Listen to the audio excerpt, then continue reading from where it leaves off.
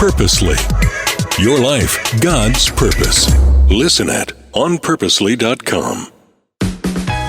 Guess what's something that my family loves? They love to go to amusement parks, and I do too. I like roller coasters. I like fast roller coasters moving really fast, and I love to look at the fun exhibits and just the whole vibe of being at the amusement park, just enjoying ourselves. But my family and I have a disagreement about something at the amusement park.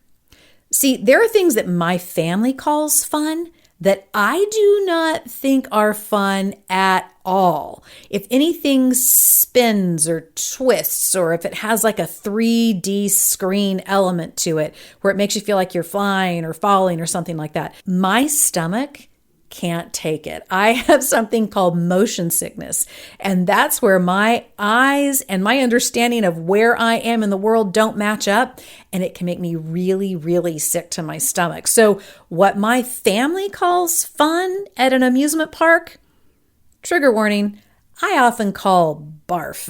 I just do not like it at all. This is God on the Go, where we help you make the minutes matter. I'm Julie Lyles Carr, and this is part of the Purposely Podcast Network. I want to take a quick minute to thank a couple of my friends who are listening. Margaret, I know that you love to tune in and listen.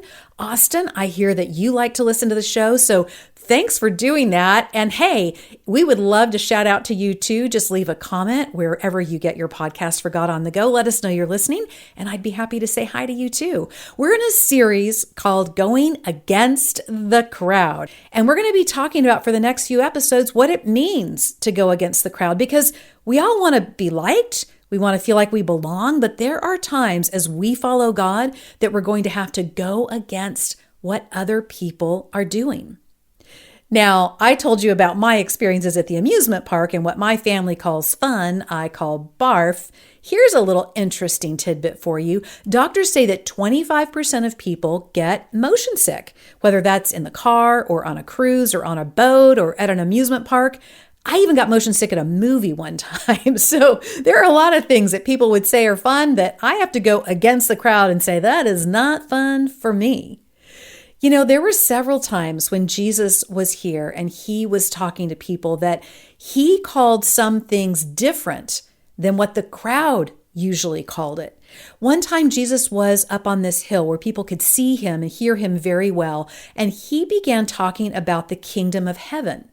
The way he was describing the kingdom of heaven was very different than what people thought he would say, than what the crowd thought that it meant.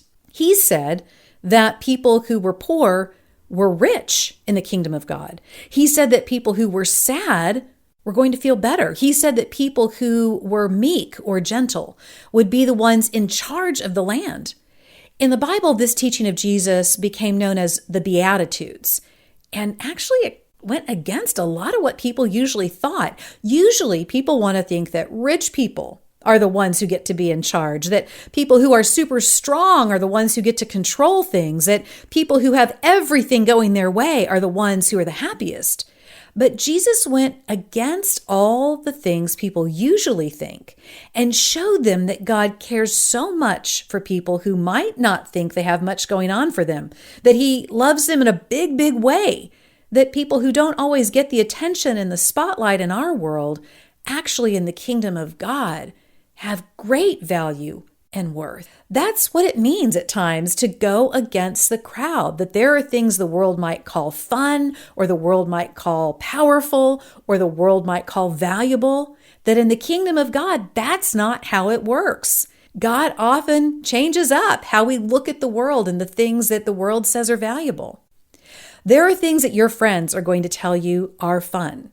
There are things that your friends are going to say, oh, the popular kids get to have this, or if you go along with the crowd, you get to do that, and that's the thing that is most important.